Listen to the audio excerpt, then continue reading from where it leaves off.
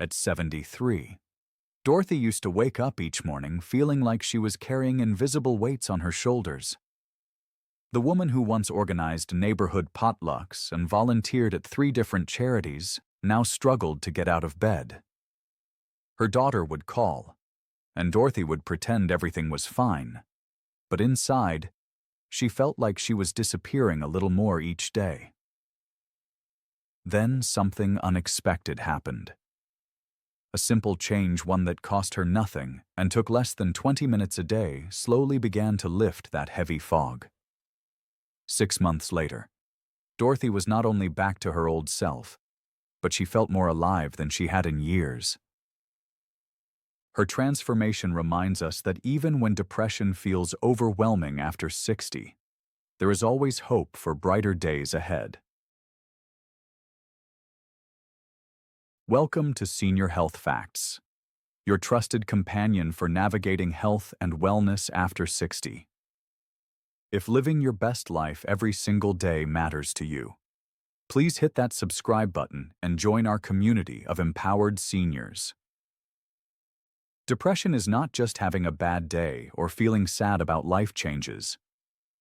It is a real medical condition that affects your brain chemistry. And, unfortunately, it becomes more common as we age. Here is what many people do not realize. According to the National Institute of Mental Health, approximately 6 million Americans over 65 experience depression each year. But here is the troubling part. Less than 10% receive proper treatment for it. Why does this happen? Depression in older adults often disguises itself. Instead of obvious sadness, it might show up as constant fatigue, unexplained body aches, trouble sleeping, or that feeling of being slowed down. Doctors might treat your back pain or prescribe sleep aids, but miss the underlying depression that is actually driving these symptoms. And the stakes could not be higher. Untreated depression does not just affect your mood. It weakens your immune system, slows wound healing, increases your risk of heart disease, and can even accelerate memory decline. Research from Harvard Medical School shows that seniors with depression have a 50% higher risk of developing dementia compared to those without it. Think of your mental health like tending a garden. When you stop watering the flowers and pulling the weeds, everything begins to wither. But with the right care and attention, even a neglected garden can bloom again. Dorothy's story is living proof that it is never too late to start nurturing your mental wellness. Before we explore what worked for Dorothy and thousands of others, let us talk about 6 common habits that can unknowingly make depression worse after 60. These are easy traps to fall into, especially when you are already struggling. First, complete social isolation.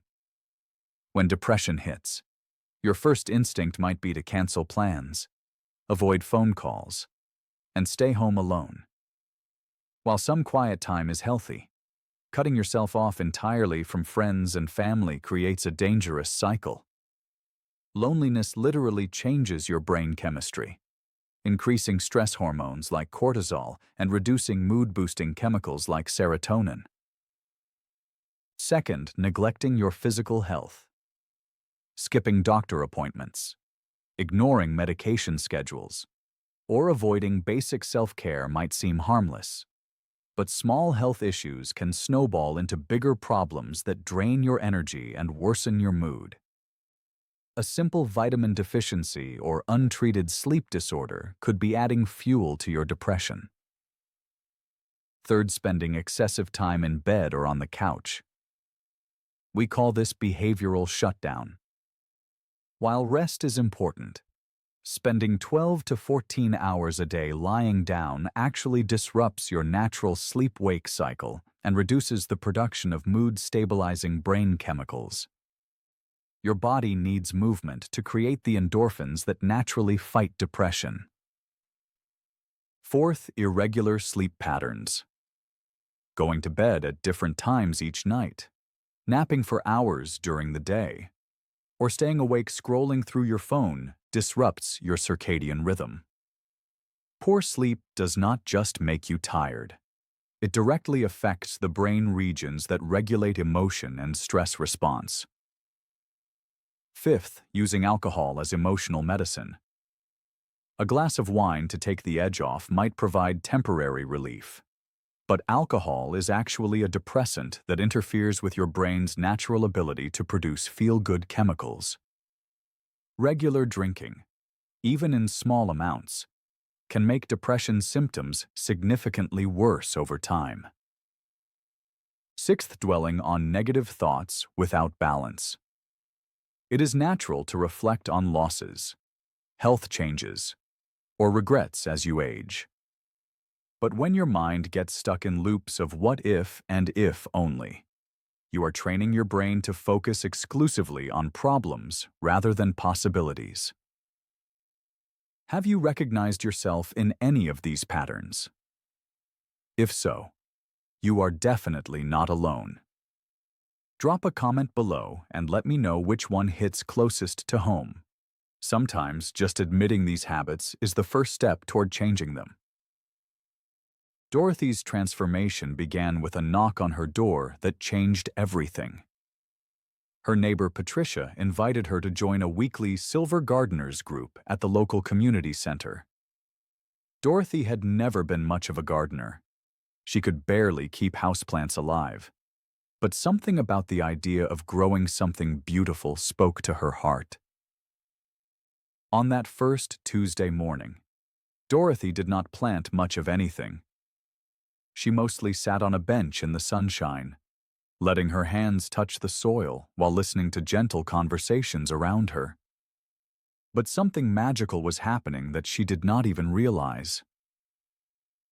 Week by week, small changes began to emerge. She found herself laughing at Patricia's silly jokes about talking to tomatoes. She started sleeping through the night for the first time in months. Most importantly, she began looking forward to Tuesday mornings again, something she had not felt about anything in over a year. Science completely supports what Dorothy experienced. A groundbreaking study from Harvard T. Chan School of Public Health found that combining 3 specific elements, light physical activity, time spent in natural sunlight, and meaningful social interaction, can reduce depression symptoms in older adults by up to 43% within 8 weeks. Dorothy instinctively built her recovery around these 3 pillars, and then added 3 simple daily habits that amplified her progress. Let me share how Dorothy approached her morning sunlight walks. Every day after breakfast, Dorothy would walk around her neighborhood for 15 minutes, making sure to face the sun for at least part of her walk. This was not about exercise. It was about resetting her internal clock and boosting her vitamin D levels naturally. Research from the Mayo Clinic shows that morning sunlight exposure helps regulate melatonin production, leading to better sleep and more stable moods. Dorothy discovered gratitude journaling with a twist. Instead of just writing down good things, Dorothy would write 1 sentence about something that made her smile that day, no matter how small. The mailman waved back at me. My coffee tasted perfect this morning. I saw a cardinal at my window. This simple practice literally rewires your brain to notice positive experiences instead of only focusing on problems. Dorothy made a monthly volunteer commitment. Dorothy began volunteering at the local food bank twice a month. Not only did this give her a sense of purpose, but research from the University of Michigan shows that helping others triggers the release of endorphins and reduces stress hormones. It is like natural antidepressant medication, but with the added benefit of making a real difference in your community. The beautiful thing about Dorothy's approach is that none of these changes were overwhelming or expensive. They were gentle shifts that fit naturally into her existing routine, building momentum slowly and sustainably. 6 months after Dorothy started this journey, I had the privilege of meeting her at a community health fair. The woman I met was radiant, not in a forced artificial way, but with the genuine glow of someone who had rediscovered joy in everyday moments. She told me something I will never forget. I used to dread opening my eyes in the morning. Now I wake up wondering what small, beautiful thing I will notice today. She went on to become a mentor for other seniors struggling with depression, and her Tuesday Garden group has grown to over 30 members. Your story can be just as powerful as Dorothy's. You deserve to wake up with hope instead of heaviness. You deserve to feel connected, purposeful, and genuinely excited about the days ahead. Here is my gentle challenge for you.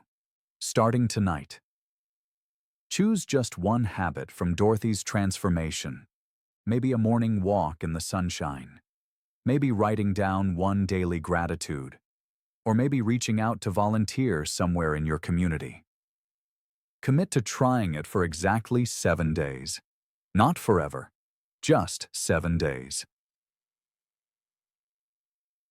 If you are ready to take this journey toward feeling stronger, calmer, and more connected to the world around you, subscribe to Senior Health Facts right now. Hit that notification bell so you will not miss the next step in your wellness journey. You deserve all the support and encouragement we can provide. Many people ask whether depression is just a normal part of getting older. Absolutely not. While it is normal to feel sad about certain life changes, clinical depression is a treatable medical condition at any age. The idea that seniors should just accept feeling depressed is not only wrong, it is harmful. Studies show that older adults often respond even better to depression treatment than younger people when they receive appropriate care. People often wonder if gardening or similar activities can really make a significant difference in depression. Yes, and the science is remarkably strong. Gardening combines 4 proven depression-fighting elements: moderate physical activity, exposure to natural sunlight, social interaction, and a sense of purpose and accomplishment. A 2022 study published in the Journal of Health Psychology found that seniors who participated in community gardening programs showed a 38% reduction in depression symptoms after 12 weeks. Some ask, what if I am not physically able to garden or do outdoor activities? The principles work with any activity that gets you moving, connects you with others, and gives you a sense of purpose. Indoor alternatives might include joining a book club, taking an art class, volunteering to make phone calls for a charity, or even virtual activities like online game groups or video calls with family. The key is consistent social connection and having something to look forward to. Many wonder about supplements or natural remedies for depression. Some supplements like vitamin D, omega-3 fatty acids, and B vitamins may help support mood, but they should only be used under medical supervision.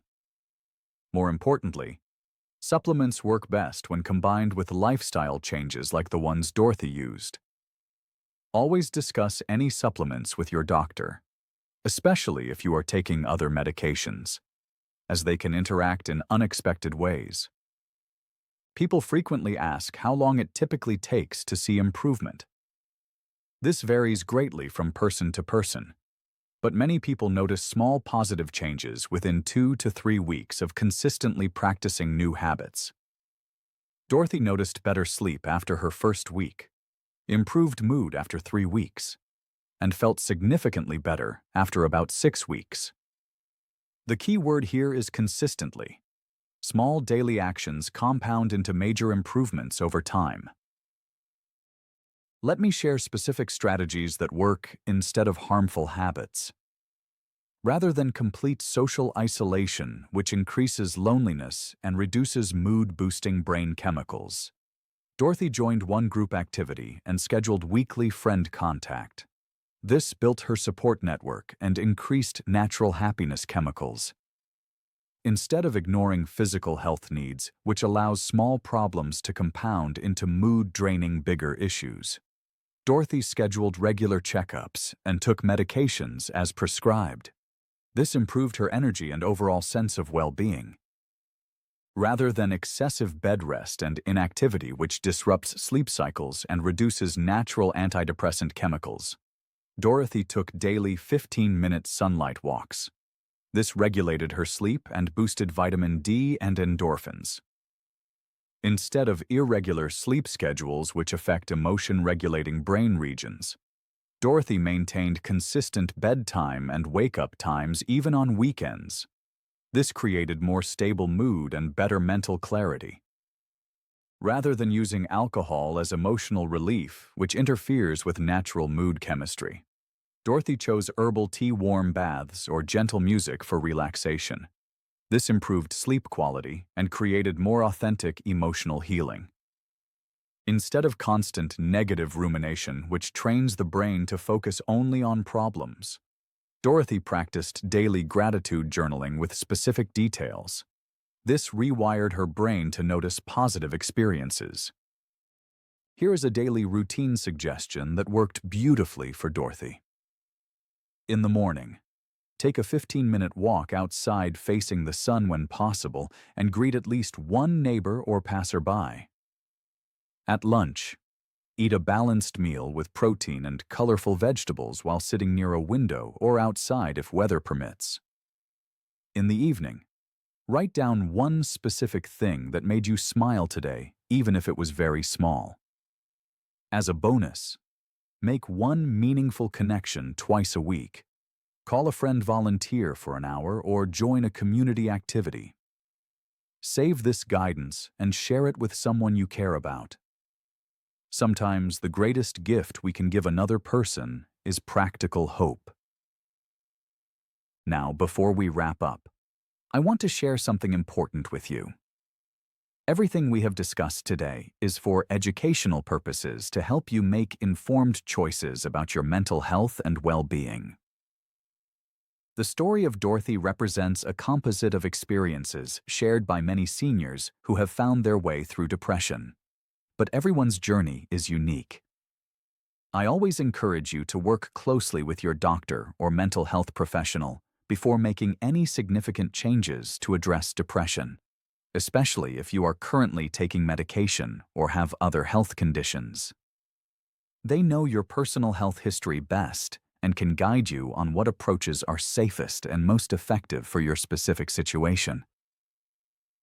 What worked beautifully for Dorothy and many others might need to be adapted to fit your circumstances, abilities, and health needs.